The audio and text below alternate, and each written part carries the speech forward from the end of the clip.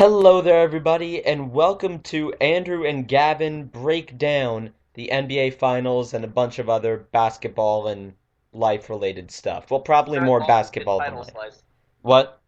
It's a very long-winded title. Well, it's the best I could do. We don't have like a neat show title since we don't do this that often. Although, That's true. in the summer we probably should. But actually, how rude of me. I didn't even give my co-host a proper introduction. It's Gavin Shaw, my partner in crime from Sports Broadcasting Camp. Say hello, Gavin. Hi, everyone. It's a pleasure to be here. If you've heard me before, and I really doubt you have through Slice, but because I think the last podcast we did was last year, but I started actually like our own podcast network called Fireside Podcasts, which is something I do through. I'm a broadcast journalism student at Arizona State, and we actually have our own basketball podcast there. This is also going to be airing on Fireside, along with wherever Slice wants to put it. But yeah, I'm just really excited to be here and talk about the NBA playoffs and specifically the upcoming finals. Well, actually, I'm glad you mentioned that because before we talk basketball, we haven't talked in months, and that like we haven't talked in a long time. We definitely should have kept in touch more. But I forgot to ask you, how was your first year at Arizona State? What do you like about it? Well, I mean, I can tell any prospective ASU students or just anyone interested in broadcasting, I really actually enjoyed my experience. It was surprising because I went through all of high school like thinking, oh, I only want to go to school on the East Coast, and if I was going to go West Coast, it was going to be somewhere in California. But Hmm. then I actually had just an incredible amount of experiences, and from just a pure broadcasting perspective, the opportunities were really amazing. I got to be part of like a new live show as a freshman. I had my own radio show. I got to actually call basketball games as a freshman, which really isn't something that I expected to be able to do. So just the vast array of opportunities actually really blew me out of the water, and it's really a legitimate option for any SBC members listening if you want to go into sports broadcasting. Well, that sounds awesome. You also mentioned that you had the opportunity to go to a ton of Phoenix Suns games, right? Yeah, Because that is the honors campus is in Phoenix. that was the whole downtown campus is in Phoenix, and that was really the main appeal of Phoenix because I not to trash Phoenix. It has perks, but I didn't love it as a city as much as I expected. But just the fact that they have $5 college nights for all Suns games, and then the Suns ended up being good this year. Like I was totally okay with like okay they're gonna get blown out every game, but I get to see all 30 NBA teams. That in and of itself would have been a treat. And then the Suns are good and actually one of the most entertaining teams in I would basketball. say the most entertaining. Like I was Oh, sure. really pulling for the Suns at the end of the season. I was talking to friends. I was like, I think right on par with like at least for myself, watching the Spurs, Clippers, and Warriors every night would have been the three other teams that I would have considered wanting to have essentially season tickets for. But the Suns were, I'm not going to complain at all. They were incredibly fun to watch. Didn't have one game where I'm like, oh, they booked it in. They're not playing hard. They lost a couple of close games, but I think given their youth and the fact that they have all these upcoming draft picks, I'm excited for 3 more years of Suns basketball at a reasonable five. I sound like I'm just like doing an advertisement for the Suns right now, but it's really $5 a game is just unheard of in like the modern NBA, unless you live in Milwaukee. But that's that I don't Oh, think. I am gonna be doing that Oh, next year. well, I said that without even thinking about where you're Yeah, going. I'm going to Marquette University starting in August. So for any of you SBCers out there who are looking more for the Midwest than for the West Coast, or just looking for an awesome place to go to, Marquette. I mean, I can't give quite the endorsement that Gavin can for ASU simply because I haven't been there and experienced a full year there yet. But, early signs are very encouraging there. But yeah, I was gonna say before I had to plug my university, that despite the Suns being really one of the most entertaining, fun, really great teams in the league, they missed the playoffs and the Right, Hawks made it.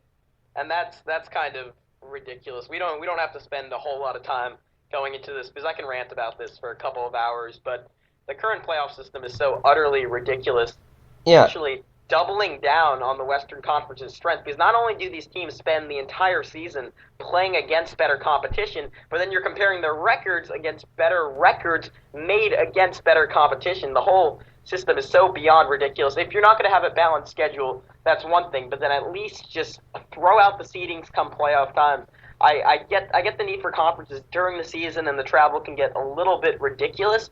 But once you've compiled that record against tougher teams, even if you're not going to take into account that the West is tougher, at least give the teams with the 16 best records playoff spots. The fact that the Knicks, who were like an absolute embarrassment, were competing for a playoff spot until the last week of the season, and the Suns, who at near 50 wins didn't make it, was, I think, just an atrocity. Absolutely embarrassing. Yeah, But no, and I think we could end up. I don't think it will, because the Spurs did such a good job of managing minutes, but that could manifest itself in these NBA Finals, that the Spurs really had such a tougher path to the NBA Finals while the Heat basically got through the first two rounds and I think 9 games, so well, they really didn't have to expel too much energy until Indiana. well, actually, that's a nice segue into our first sort of big topic of this podcast. And by the way, before we get into it, I just want to say that I haven't practiced with this particular recording setup and mic and computer in months. So, and my internet's already, not terrible, but a little bit spotty. So, if there are any audio problems or like slight jumps, sorry about that, guys. I don't expect there to be, but just disclaimer in case there is. All right, conference finals wrapped up a couple days ago. What what's the one big thing that you took away from these conference finals? The one thing that you were thinking about the day after the last one ended? Well, I'll split that up by conference. I think Oh, okay.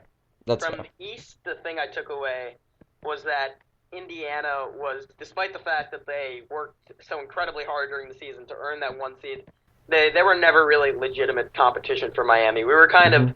drumming up the rivalry because really we didn't have anything else, because the East was so bad, and we just wanted there to be one other team that could really give a legitimate challenge to Miami. But the only, after game one, where Indiana played exceptionally well, just their lack of creativity on offense kind of astounded me. Like, the only times they really put together coherent stretches of offense was when either Lance Stevenson or Paul George just got into his zone that you really couldn't expect from game to game. And then that Game 5 win was such a fluke, with LeBron getting into foul trouble for basically the first time in a couple of seasons. Yeah, I think he fouled out once this year, and it was the first time since like his rookie year or something. I'm not 100% sure about that. But beyond that, it was such a rarity that LeBron would get in foul trouble. And then you have that same game that Paul George goes absolutely bananas. Not that those two were mutually exclusive. Part of the fact was that LeBron wasn't on the floor to guard George, but it just took such a freak occurrence for Indiana to be competitive. And then Miami goes back to Miami and just absolutely blows them out of the water. It was kind of I think it was really a wake-up call, like, wow, this Miami team is so much better than everyone else in the East, that unless something dramatic changes, even because I think the calling for LeBron to leave the Heat was that, oh, Wade's going to get old, Bosh isn't getting any better at this point, they're not going to improve, but I don't necessarily know if that matters. All the teams in the East are so far away from contention right now. It seems like Miami can keep its current core and just keep getting back to the final slice. I don't know if you agree with that or not. Well, I think I would agree with that for now. I have my own thoughts about this that I'm going to share a little bit later. But I want to talk about Indiana for a second because, I grew up in New Jersey. I only started really following basketball a couple years ago. And all of this is to say that I've never had the slightest inclination to root for or against the Pacers. But just watching the way that series unfolded made me like angry at Indiana because they were never a really enjoyable team to watch. They were never Picassos on offense, but they had something that really worked. I was excited about Indiana. I loved Lance Stevenson. And then the last month or two came and Paul George stopped hitting shots. Roy Hibbert, I mean, we've seen big men struggle, but never have we seen somebody just completely disappear like Roy Hibbert did. Lance Stevenson acted like an ass for 2 solid months. He's a joy. Yeah, everybody started pointing fingers at each other whatever that TMZ piece on Paul George was came out that he got catfished or something. Oh yeah, Like and he slept with Roy Hibbert's girlfriend. I think was another thing, and he impregnated a hooker. I believe was another. Paul George had a weird season. it was the most productive he'd been in weeks. I'm sorry, that was a classless joke. I had to get that in there though. It was for anyone who likes jokes like the one Slice just made. I very much recommend checking out the Dan Le Batard rant on Indiana. Hmm. It got very personal. I Uh-huh. enjoyed it a lot. What can I say? Those lowest common denominator jokes are what I hope to build my career of sound sports journalism on. Of course. But you get what I'm saying, right? Like, I was excited about this team, then just watching how everything decomposed for reasons that it didn't need to just made me really angry. I mean, it's one thing to not be good at offense, but it's another thing to have one guy hold the ball for half your possession and then end it with a terrible 18-footer. And this happened time after time. Yeah, I think what's going to be really, I think maybe a little bit early on in game one, the Heat are so good, I don't know if this will necessarily be a problem, but it's going to be almost like a shock to their system. Now, obviously, they had to go through this last year, but after playing Indiana to face the Spurs ball movement, the Spurs are really the antithesis of Indiana on offense in the way they just swing the ball around the court, constantly sacrificing a good shot for a better shot, when Indiana was a lot of times just delved into iso ball, and Zach Lowe talked about this a little bit in his game preview, that really Indiana couldn't beat. All the Heat did against Roy Hibbert was they simply fronted the post, and that's such a simple defensive mechanism that you really learn how to beat in middle school, like just how to throw a pass against the front. And Indiana just really repeatedly couldn't do it just because someone was standing in front of their huge 7-foot center that was supposed to be their one flat out advantage over the Heat, and they couldn't take advantage of that. They're not going to be so lucky when they're going against Duncan and Tiago Splitter to a lesser degree. Well, I think that had a double purpose because when you front the post, that opens up a potential driving lane for somebody on the perimeter, which then prompted Lance Stevenson to say, I got this," and then take these ridiculous angles to the hoop and, try to take on two guys at once. And for every time that works out against Miami, there's going to be two or three times where that ends in a contested layup or a turnover or a bad pass out of a double team down low. So it not only took Roy Hibbert out of the game, I think it tricked Lance Stevenson into thinking he could do more than he actually could. Right, and I didn't actually mind. The off the it's not even it was on the court, but all the antics from Lance Stevenson didn't really mind the way he played. I thought his shooting was good for the most part. He was able to penetrate and kick fairly well. The whole problem with Indiana was just their offense was so no one was making each other better, which is if you've ever played basketball, that's the basis of the game. And they have all these really individually pretty, with the exception of George Hill, I think their four starters are all in their own way pretty good offensive players. But there was that point earlier in the year where Paul George and Roy Hibbert just got into a shouting match, George saying Hibbert's post-ups were interfering with his drives. And really this team that fits together so well on the defensive end just doesn't offensively. And without, not to put the blame on Frank Vogel, I think he's probably a slightly above average coach. But without really any offensive system in place, they just weren't really able to leverage the talent they had on the floor, and it was just kind of whenever someone got hot, they did well, and when people weren't hot, they weren't able to generate easy shots because that just wasn't within their scope of talent, I guess. Do you think that Lance Stevenson cost himself some money this offseason with that series? And if so, how much? I think he definitely himself a little bit. Look, if the guy was a model citizen, I think teams would be much more willing to take a risk on him because 23-year-olds that are that talented just so rarely become free agents. And I think it was a product of him being a second-round pick. And I'm pretty sure Indiana was the original team that took him, but I think they might have waived him at some point and brought him back. I'm not 100% sure about that, but the whole fact of the matter is he's incredibly talented and so young. He should be a guy that could demand the max contract, and I think he could still get it from some team. But I think given all the antics, the number of teams that are going to be lining up to give him that max is going to be less than he would have. So I don't think he necessarily cost himself money. I think he cost himself opportunities.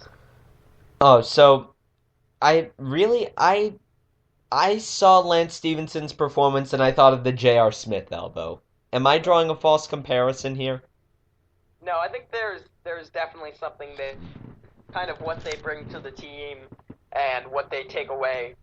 Given that, I think I was listening to a podcast today that was actually kind of making the same comparison between the two. I was actually like suggesting it would be funny if the two were traded for each other almost straight up.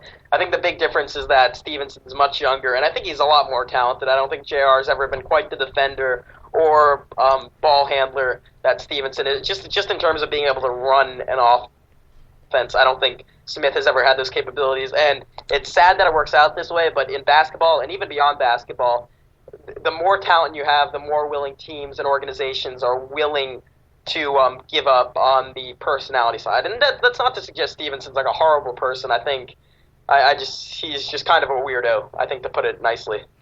Well, actually, I'm gonna get us on a little bit of a non sequitur here, but I thought of a really good thing we could do on the podcast. Sure. If you had to create a starting five of current NBA players who are also crazy people, who would we put on that team? Oh, putting me on the spot. Well, I think your backcourt has to be Stevenson and J.R. Smith. Okay, those are the two easy ones. I think that's definitely the starting point.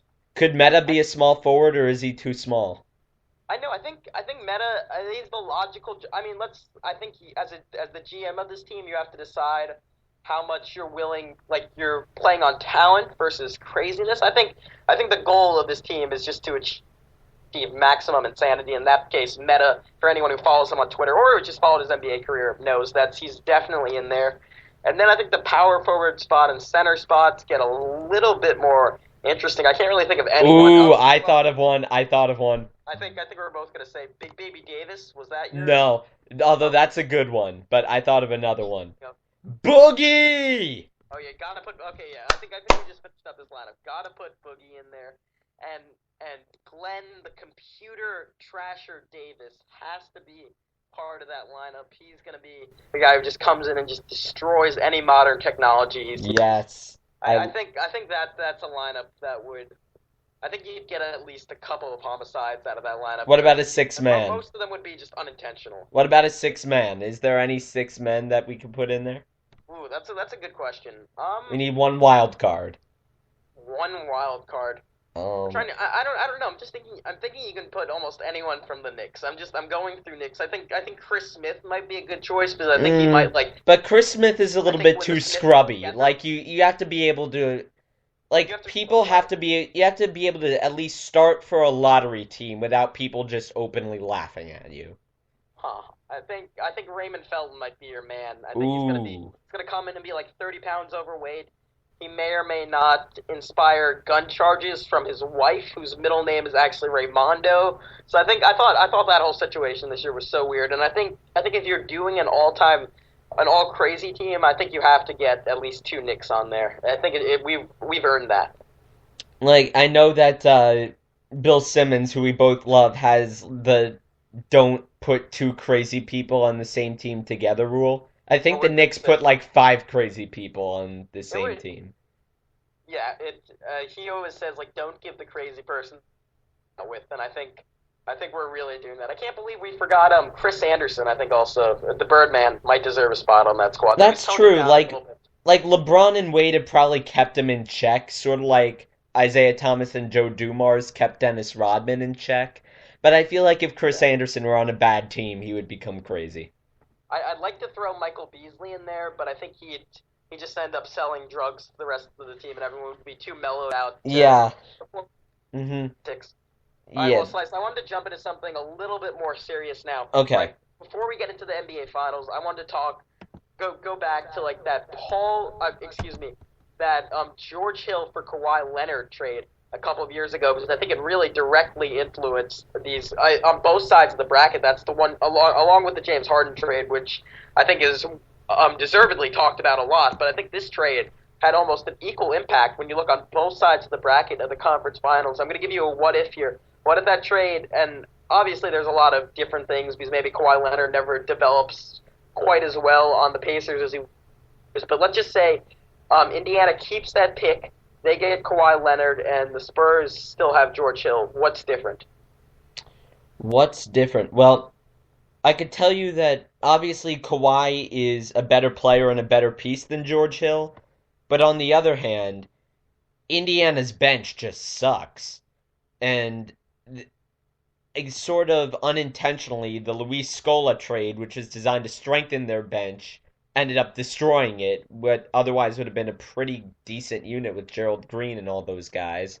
So while Kawhi Leonard would have been a really nice piece, it still doesn't help the fact that their bench still sucks, which George Hill at least pitches in with a little bit, along with Lance Stevenson.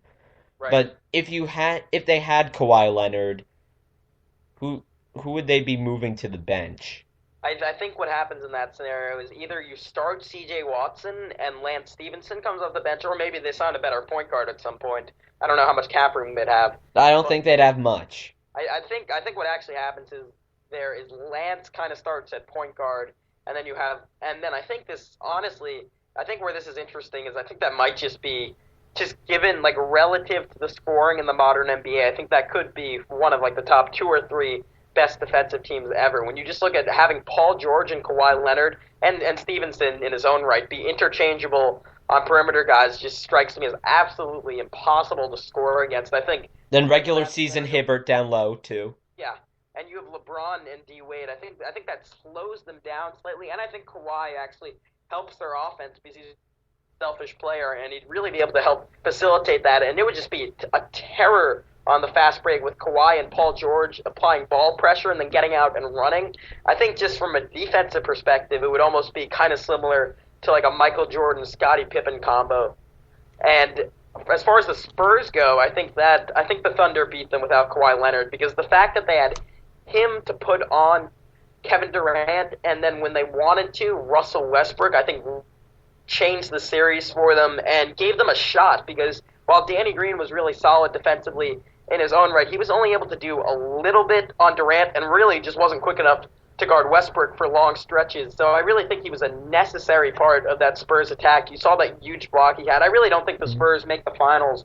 Maybe they might have made it last year, but I don't think they're nearly as competitive against Miami, and I definitely don't think they make it this year with George Hill instead of Kawhi Leonard. So I think that's a trade that's kind of going to be maybe slightly underrated historically, but really directly affected at least two finals, maybe more.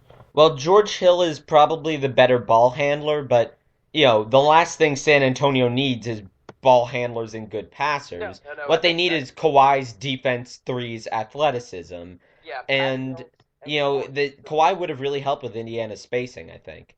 Yeah, no, I definitely agree with you, and I think again, you can't be sure he develops as a shooter the same way because I think a lot of that Mhm. was credit. Like the reason he was even available that late was that he was like something like a 29% 3-point shooter in college, and the Spurs have one assistant coach. Chip Engeland.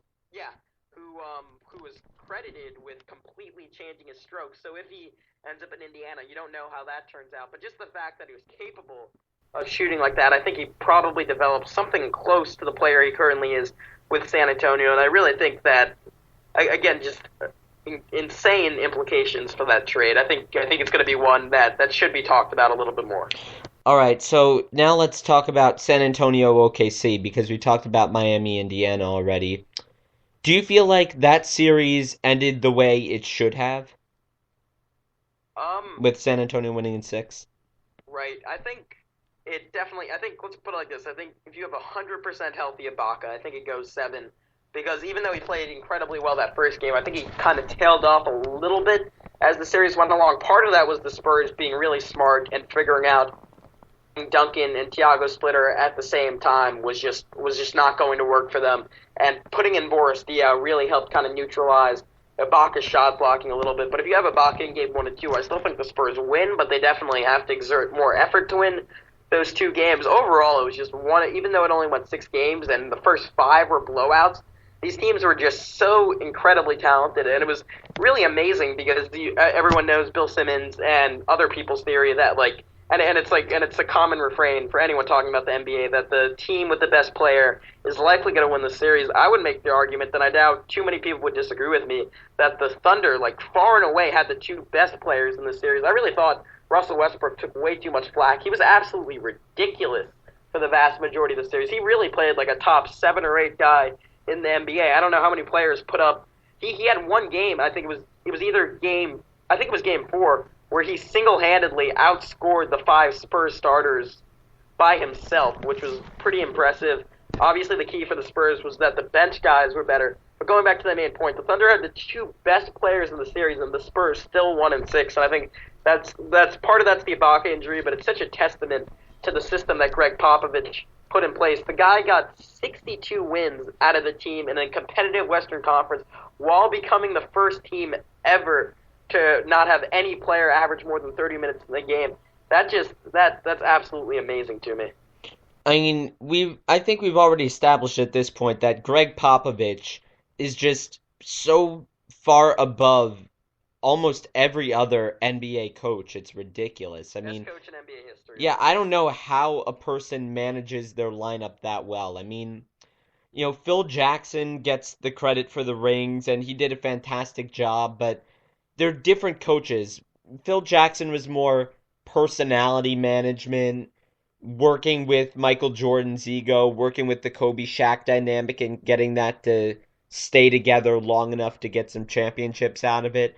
But just in terms of day-to-day, different, like experimenting with different lineups, seeing how player A affects player B, affects player C, I would rather have Greg Popovich than any human in the history of this universe. I agree with that assertion for sure. I don't know. I think Machiavelli would have made a pretty. But that's a discussion for another day. And now I wanted to like move on from like a Thunder perspective. Do you think this was a failed season for them in the sense that they didn't get back to the finals? Because everyone keeps going back to the fact that these guys are so young.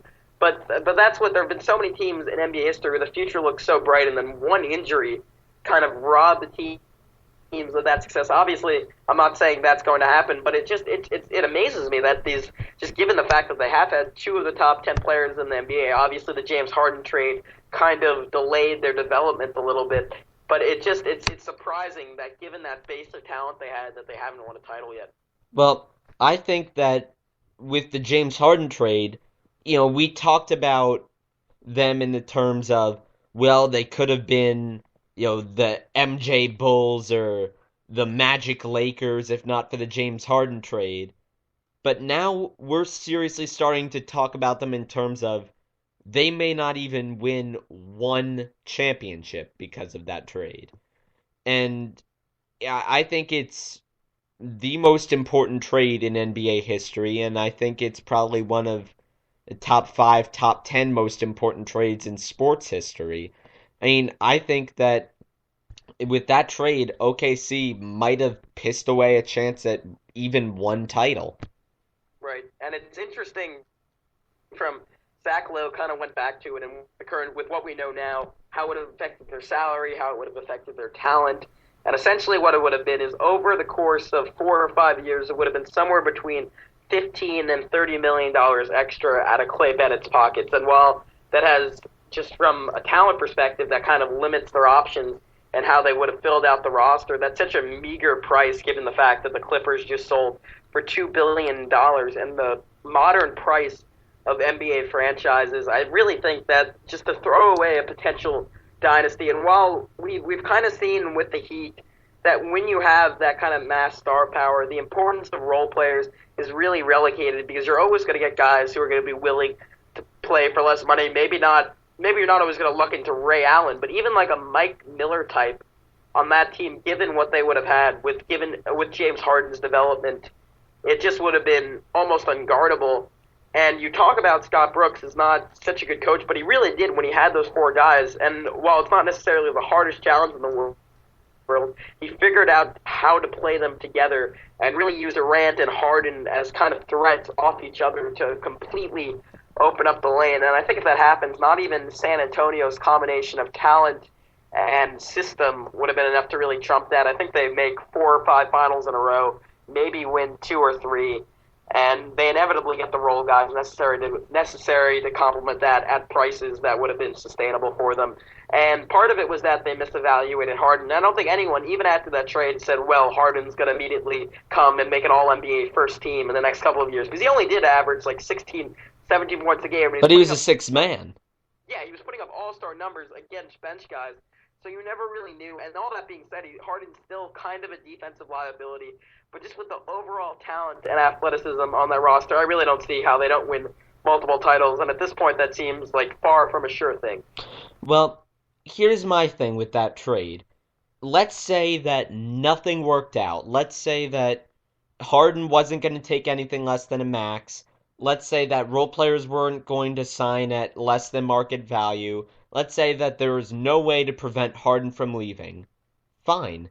Get the contract year out of him. Have that team stay together for one more year, and then worry about it in the summer. If the Thunder win the title that season, James Harden would be inclined to take less than the max to keep a good thing together. Why not just see how things turned out and then wait till that summer to figure it out? Right, the whole argument against that was leverage, but then when you look at what they got, that argument just... 1 year of Kevin Martin, Jeremy Lamb, and Steven Adams. Right, and I think Steven Adams is a nice piece, and maybe Jeremy Lamb ends up having decent contributions. They also have the Mavericks pick this year as part of that trade, but really it was probably 20 cents on the dollar for James Harden, which and even that is probably big.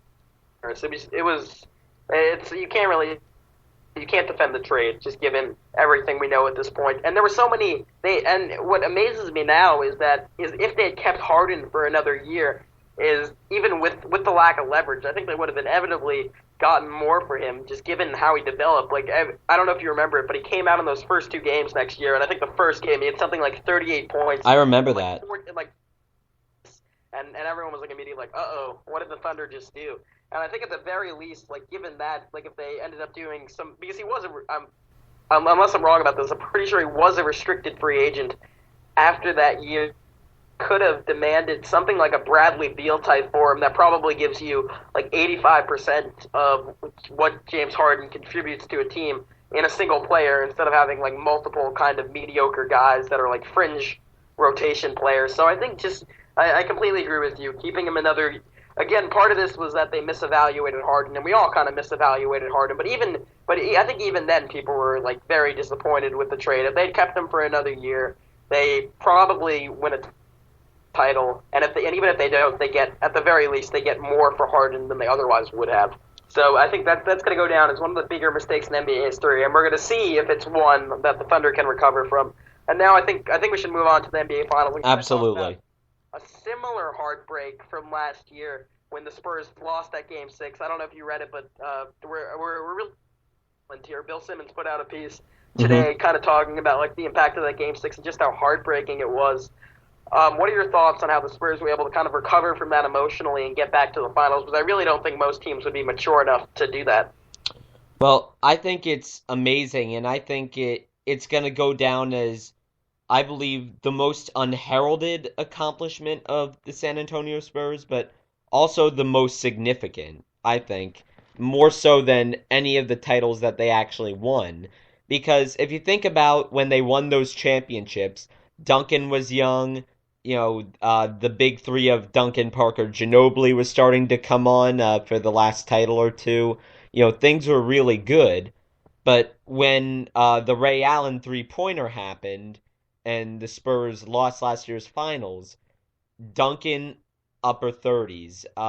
I believe that the youngest one of them is Parker, and he's, 32 now? 33? 31, 32. Yeah, 31, 32, but he is starting to, reach the tail end of his prime. Kawhi Leonard, A, isn't quite at his prime yet, and B, isn't the type of guy who can carry a team single-handedly. So, I feel like if there were a time that the San Antonio Spurs would just spontaneously combust, that would be the time to do it, especially in the loaded Western Conference, which we've discussed a little bit earlier. But, we have death, we have taxes, and we have the Spurs. I mean, they're just unbelievable. I don't know how they keep doing it. I don't know how Greg Popovich keeps managing the minutes the way he does. I don't know how they keep finding workable lineups for every situation. I don't know how they take these players essentially off the garbage heap and repurpose them into useful pieces.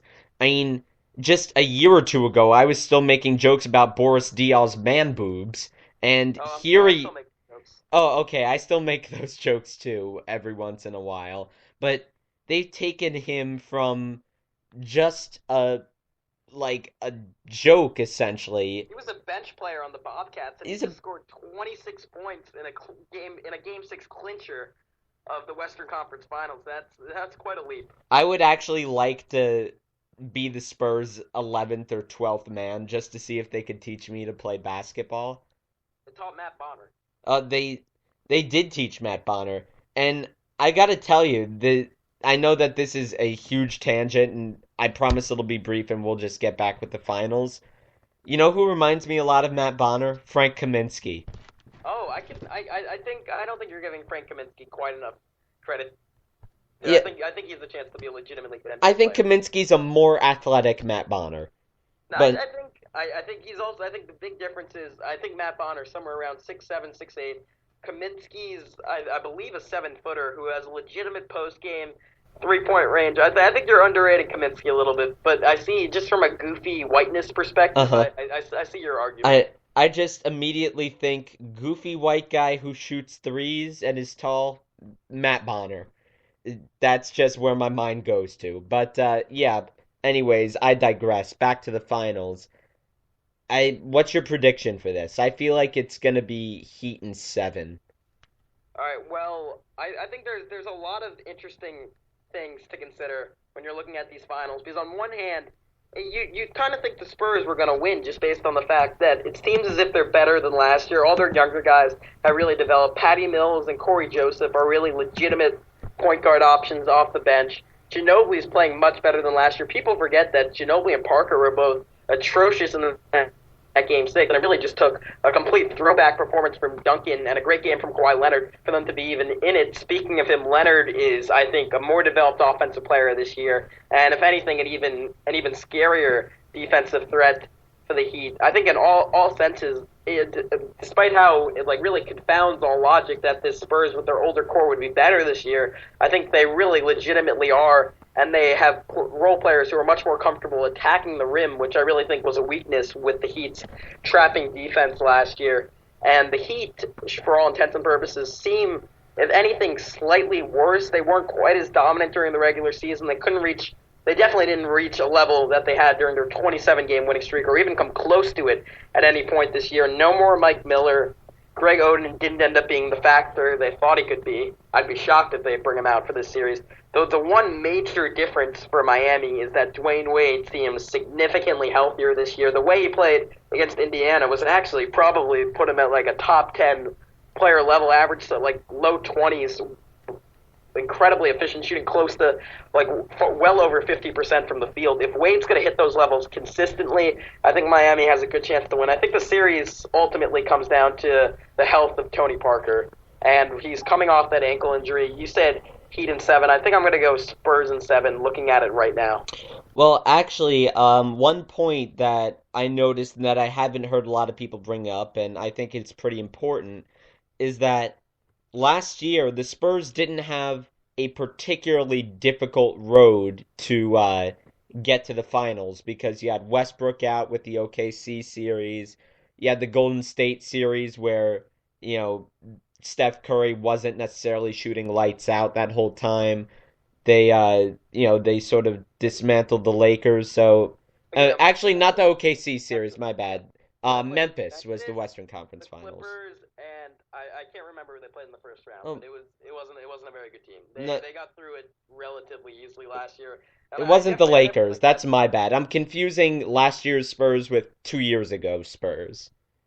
Oh, okay, Yeah, no, all of these Spurs playoff runs just blend together at some point. right, But and it's but the and point is that Duncan has to push himself to another level to beat that OKC team. Like right. he's I had mean, to exert himself more than he did in the entire 3 rounds combined last year. I agree with that, and I think that Dallas series actually might have been the most taxing because even against OKC, until Game 6, Duncan really didn't have to play that much because since all 4 games were blowouts, Pop was smart enough to know when he was down in the 2 OKC home games that they weren't going to come back, and he actually rested his starters. So I think Duncan still has only had 1 game in this playoffs where he's gone over 34 minutes. So despite the long run, I think he's actually done a pretty good job of keeping his players' minutes down. And with the long rest, I think that's a slight factor, but not a huge one. I know another existential one that a lot of pundits are talking about is the Spurs revenge factor, which I don't really think is a huge thing because these guys are so professional. I think the NBA Finals is enough of a motivation that they're not going to be any more up than they otherwise would have been. Obviously, it's an extra incentive, but you really shouldn't need it. This is the ultimate title. This is what you train for. The only way I think it really affected it is that I'm assuming Popovich kind of went into a den or a wine lounge somewhere and just kind of obsessively watched the Heat and maybe found something that he could use this year that he didn't last year. But I really think for the Heat, that's the biggest boon for them is that in that Game 6 and 7, they kind of figured out the Spurs defense because what the Spurs were doing were they were consistently giving LeBron James and really the vast majority of those Heat players open jumpers from 17 feet and out. And I think they kind of figured that out with LeBron being more confident in his jumper. And it's going to be interesting to see if the Spurs start that way last year because if we've seen anything like from how the Heat dismantled Indiana this year, is that they're almost like a constantly evolving organism in that you can't beat them the same way twice. I know I just made them sound like a supervillain, but I really think that's what they are. Well, put yourself in the shoes of Tim Duncan or Greg Popovich. You win this series. Do you retire? Do you say, I'm out of here if you win this series? It's hard to say that because, I mean, on one hand, it's the storybook ending. They got their revenge against the Heat. They could definitely win another title next year, but I don't even want to say Duncan's going to fall off next year because he just put together a dominant overtime stretch of games in Game 6 at age 38. So I don't know if Duncan's ever going to fall off.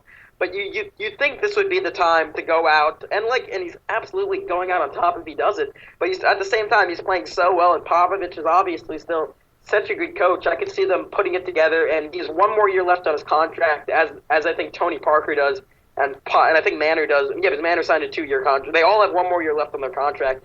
I think I could see Duncan maybe talking about retiring and then deciding to come back, maybe even coming back halfway through next year. Though I think he's too competitive for something like that. You know, my hunch is even if they win, he'll come back for 1 more year. But I definitely see the appeal of going off into the sunset.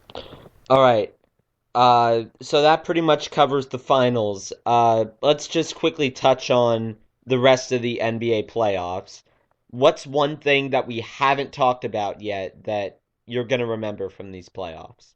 I think just how good that first round was. I don't know that people really appreciate it, but in my lifetime, the whole complaint with the NBA was that there's never really any parity, and the NCAA tournament is so much better. There are so many more buzzer beaters. Anyone can beat anyone. That's what it seemed like at the beginning of these playoffs. It was just it was complete mania.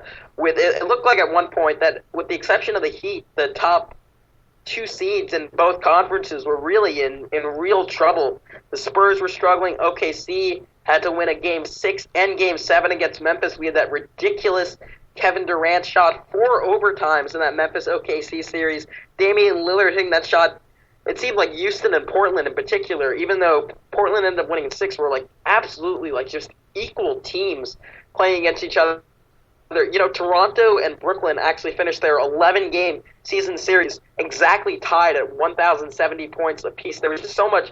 And then when you had that throwback Vince Carter shot, I know it sounds like I'm ranting now, but it got me excited. That never happens in the NBA.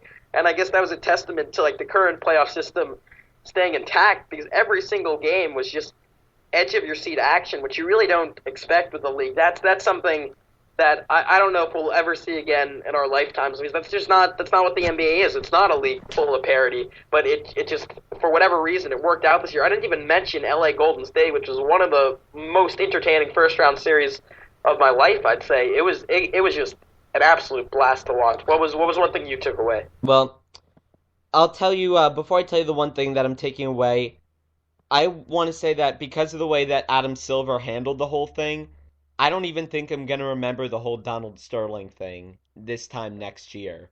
Because he just made that go away so well. And he acted so decisively that it wasn't allowed to fester. So I'm glad that I'm not going to remember that. But the one thing I'm going to remember, if I had to pick one moment, Damian Lillard's game winning shot in game six. I mean, that was probably the single ballsiest shot I've seen since Ray Allen's three pointer last year. I mean, I sort of thought Damian Lillard as almost the Kyrie Irving of the Western Conference. He's a good shooter. He could create his own shot. Not particularly good on defense. Doesn't really help to make his teammates better. I wasn't really that impressed by him. That completely flipped in the Houston Portland series. I mean, I can't think of a ton of people where everybody in the building knew the ball was going to that guy, and then when he released it, you knew it was going in. I Yeah, mean, oh, no, sorry. go ahead. No, sorry, you go ahead. All right. Well, all I was gonna say was I definitely that shot was amazing, and just how he caught it on the run, turned his feet. The footwork was kind of almost reminiscent of Ray Allen, if not quite the same degree of difficulty. Houston's defense on that particular play was it's like they didn't know whether they were going to switch or not. Something about that play surprised them. There was some kind of confusion there. I thought that Vince Carter shot was even cooler for me, just because the Spurs did defend it so well, and it was almost like, oh no, it's happening again. And it seemed like there was like a legitimate chance the Spurs kind of blew this in the first round after that great regular season, when Ginobili was right up in his face and Carter still drained that shot. That whole series was really amazing for me, because it could have been 10 years earlier in 2004, and you could have been watching a great series where Vince Carter and Manu Ginobili were going at it, Dirk Nowitzki and Tim Duncan going back and forth. I just found the timelessness of it so cool. The fact that these guys are still dominant in 2014 and really playing a key role in who decides the NBA championship. That's the cool thing about basketball, because it was like I was like, I think now I consider myself almost like a young adult, and I was like a child when these guys first came into the league and started playing well. So I find that so cool that they're still great players really making an impact. That was just like a wow moment for me when Vince Carter hit that shot. Well, I think that the amazing thing about that series is the Spurs had a legitimate chance to lose in the first round as a one seed after getting, stunned by the Heat, and nobody would have said that they blew it because they were playing pretty well throughout most of that series. It's just that the Mavs were unbelievable. Like, they gave double of everything they had to keep up with the Spurs. I'd never seen such an otherwise, like, pedestrian, forgettable team just pull out all the stops and trade punches with, like, one of the best teams we're ever going to see. I mean, it would be like if MJ's Bulls were taken to seven by, the Charlotte Hornets in the first round. Yeah.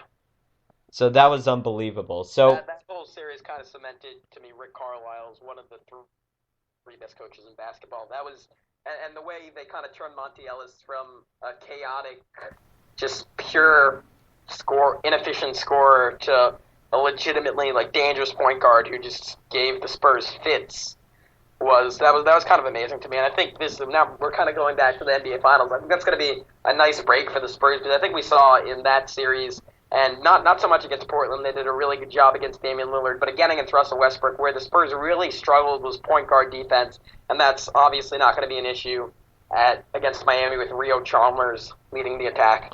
well, I think that the difference between Lillard and Westbrook is Lillard is just a plain athletic point guard. Westbrook is an athletic freak of nature that we haven't seen in the league before, and we may not see again for a long time. So, Right. Monty Ellis was kind of on, not quite Westbrook, but he was probably 90% of Westbrook in that series. That actually really impressed me. I didn't think he could be that good, and he was. all right, well, a lot of interesting stuff happened. Gonna be an awesome finals. Before we sign off, we have two things to get to. Number one is that Donald Sterling announced that he will drop his lawsuit against the league and go through with the sale of the Clippers for $2 billion to Steve Ballmer. Gavin, do you think that Steve Ballmer is going to attempt to relocate the Clippers to Seattle at some point? No, I'd love to see it, and we'd get our sports broadcast camp dream of a Scalabrini Sonics in Seattle, or the Seattle Scalabrinis, as they're more commonly known. The Seattle But Breenies, if you will. sure, but I don't see it happening.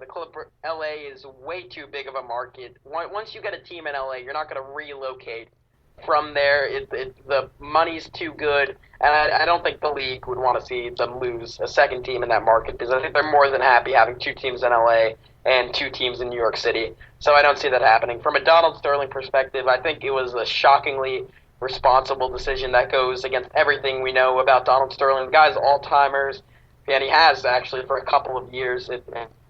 As came out. So he's really not in a place to be fighting this, and he doesn't have any legal leverage to fight this. And the NBA, as ESPN detailed, was more than within in terms of the NBA Constitution, it had complete right to take the team away from Sterling, given what Adam Silver found. So I think he realized it was a fight he wasn't going to win, and it was just going to be embarrassing for everyone, particularly him. And it was a rare, responsible decision for him to back out of that fight. Well, actually, before we go on to the second last vignette before we sign off, just wanted to ask you, do you feel like Steve Ballmer would be able to relocate the Clippers to Seattle if the Clippers were still bad?